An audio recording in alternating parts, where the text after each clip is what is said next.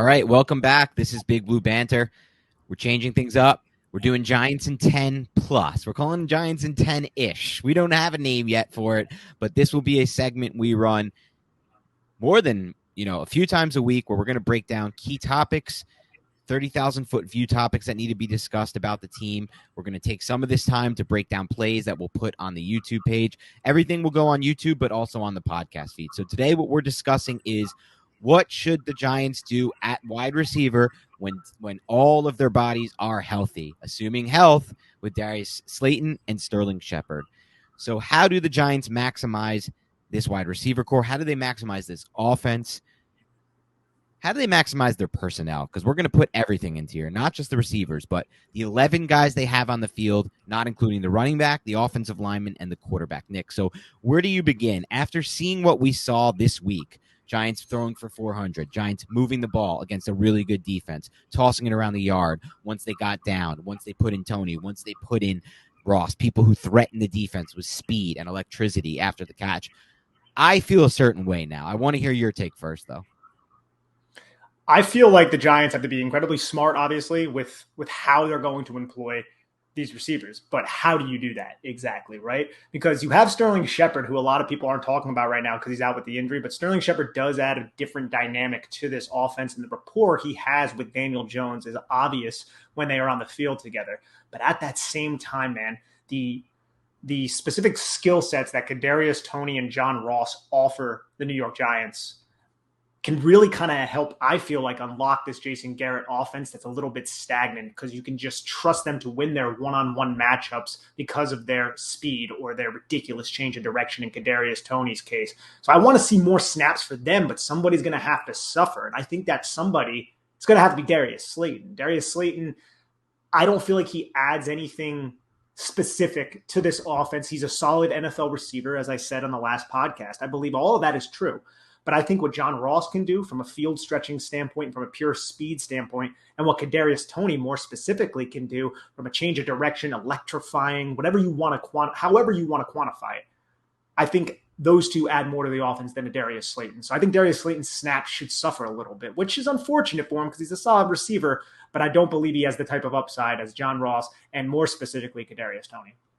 Yeah, and I'll start with Toney. At this point, Toney should not come off the field very often for the Giants. If they want to maximize this offense moving forward, Toney has to be on the field. And this is nothing new to anyone who listens to our podcast. Nick, this offseason, I talked about it, and you agreed. We had a whole discussion on it.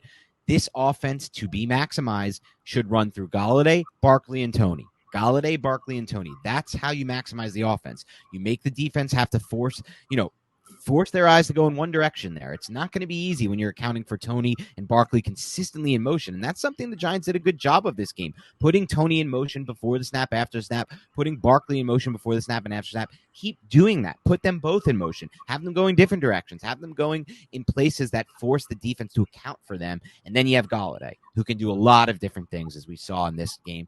And that's my first step. My second step is, I want John Ross on the field more often because you saw it in this game. There were specific plays where John Ross's speed, and again, if you're going to have John Ross on the field, it's not just about what he can do as a receiver. It's about what he can do from a spacing standpoint. It's about what he can do with regards to how the safeties have to play the Giants. When you take that shot, and that's something you'll have to do, by the way, Nick, I think that the Giants should take a minimum of one deep shot to John Ross every single game, early in the game, in the first half, preferably the first quarter, just so you have to give that defense, like, listen, we're willing to take this shot. It's first down. We'll come out of that.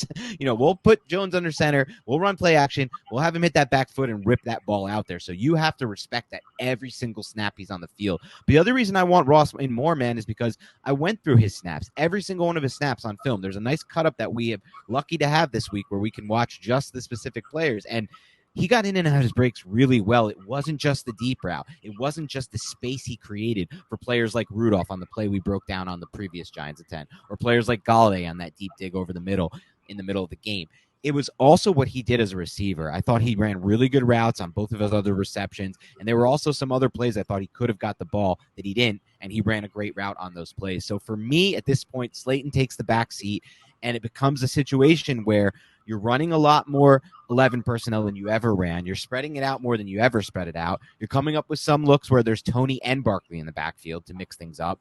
You're coming up with some looks where you even run a little Cliff Kingsbury, where you run the 4 receivers out there and you get them all on the field minus Slayton.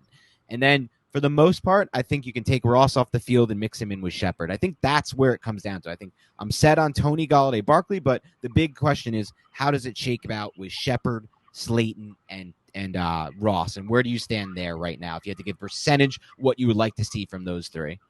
I think Shepard should play the most snaps still. I think what he adds just from his experience and his ability to create separation in and out of his breaks, I think it's more than what Kadarius, Toney, and John Ross can add. I would probably go with Sterling Shepard over those 2, but that doesn't mean that the other 2 shouldn't see the field. You can split up the snap counts and play them in certain situations. And Kadarius Toney, I mean, you don't have to use him necessarily as a gadget type of player. I don't think he has to be that, but I don't think he's ready quite yet to step up and supersede somebody, or usurp, maybe I should say, somebody like a Sterling Shepard personally. But Darius Slayton is definitely a different story.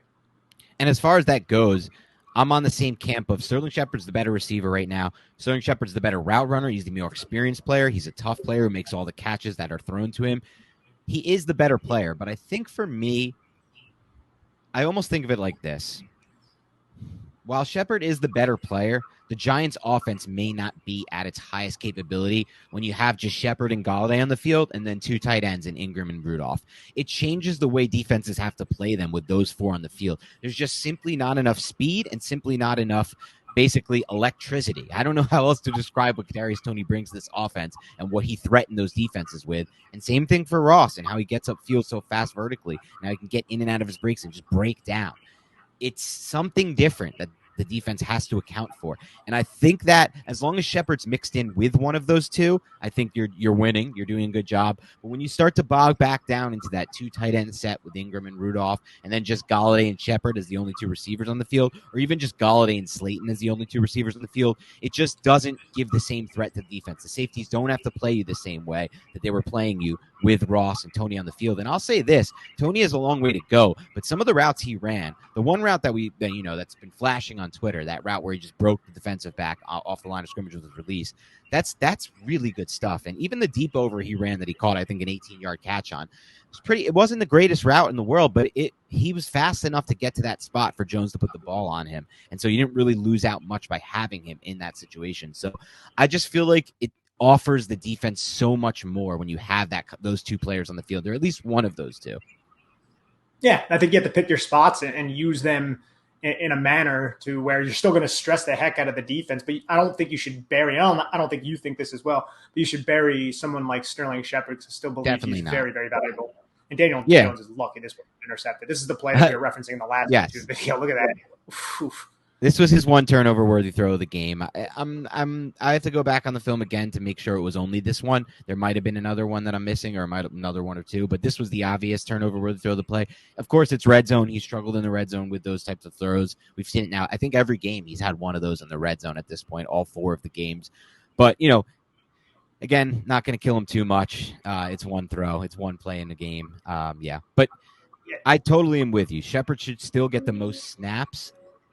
Definitely more than Ross. That I'm locked in. As far as Shepard versus Toney goes, for now, I'll go Shep, man, but I don't know if I'm staying on that camp, and I think I can move off of that spot because Toney can do so much, not only from that schematic standpoint and from what it, forces defense, but I'm starting to see flashes of just like really, really, really high upside play from him, as everything, as a route runner, as a person after the catch. And even there was a vertical route he ran that wasn't so bad that Jones missed him by maybe a yard or 2 early in the game. They're going to start to work on that rapport, the timing, the rhythm, and they're going to get better at that as well. I love this play too. This is what I brought up on the Quick Reaction podcast. Are the Giants going to run the option off this if Jones wants to hand the football off? If this guy bit down the line of scrimmage, he can run an option play with Kadarius Toney. I think that would be a really interesting little wrinkle. Look at if he does keep that in that spot and runs option, that is a big gain. Look at this. If he keeps this football, and maybe the defense is crashing because he reads that the ball is in the running back's hand, but I don't know, man. It seems like that defense has made that decision already. Defensive end has made that decision already, and Jones can just take off with that thing. Now that's a really good play by the defensive end right there. And the Saints the entire game were No, you're right. And there's even an overhang defender coming down on him anyway. That's a tough one. We're really disciplined this entire game. I was impressed with how disciplined they were. Like, we are not going to allow Daniel Jones to run that zone read all over us. And in terms of the RPO, the linebackers, man, they were trying to be disciplined and stay in those throwing windows. But Daniel Jones was really, really decisive when he saw the linebacker, whether it be DeMario Davis or Pete Warner, just bite up a little bit. He would just fire that football in there on the quick slants to Kadarius Toney and Kenny Golladay. I thought Jones was really, really good in that manner on Sunday. All right, let's wrap it up with this. Rank the Giants wide receiver corps in order of corpse. I did it again. It's like natural to me. Right? Rank the Giants wide receiver core in order of snaps that you would like to see now, if they're fully healthy. Let's say in week 5, and then also rank it if they're all, assuming they're all fully healthy, in week 17. So give me a week 5 preference and a week 17 preference. Look at the honey hole right here with Kenny Golladay, but it had to be a quick throw. So for week 5. I don't think Darius Slayton and Sterling Shepard, they may not be available. So sorry, that's a bad question. Assuming they're all healthy, I'm saying basically as of right now versus how they're going to progress 12 weeks from now. Right now, if they were all healthy, I would go Kenny Golladay, Sterling Shepard, Kadarius Toney. Is this snap counts or just skill? Snap. Who you want to see on the field for the most amount of snaps? John Ross and then Darius Slayton. And as for week 12, I think it's going to be the same if everybody's healthy. I don't know if Kadarius Toney will fully take over because he is a raw player, someone as talented and as experienced as Sterling Shepard. Because my biggest gripe with Sterling Shepard is something he can't necessarily control, and that's his health and his availability. I think if he is available for 17 games and he's not playing through like a hurt toe or something like that, I think Sterling Shepard could be like a 100 reception type of receiver. I think he has that type of upside. I don't think Kadarius Toney has that type of upside right now. So I would go Golladay, Shepard, Kadarius Toney, John Ross, Darius Slayton. Okay. I'd go Golladay, Toney too. It may not be a reception upside for Toney, but it's just more about what he offers, what the defense is forced to. Yeah. And also it's not just that. It's like what he can do with the football after he catches it. That's another thing with Toney, that I think he's going to create plays that aren't there. And so I'm going to go Toney too. I think that's ideal. Also, obviously for week 17, by then he'll obviously be less of a raw receiver. And I don't think it's a total coincidence that in the second most difficult matchup for the Giants from a defensive standpoint this season, their offense looked their best by far, with Toney and Ross taking the snaps of Slayton and Shepard. I'm just not saying it's because of that, but I just don't think it's a total coincidence. So I'll go Shepard 3. I'll round it out with 4 John Ross, 5 Darius Slayton, and then 6 Colin Johnson there. So really good problem for the Giants to have right now at wide receiver. A lot of depth and a lot of talent.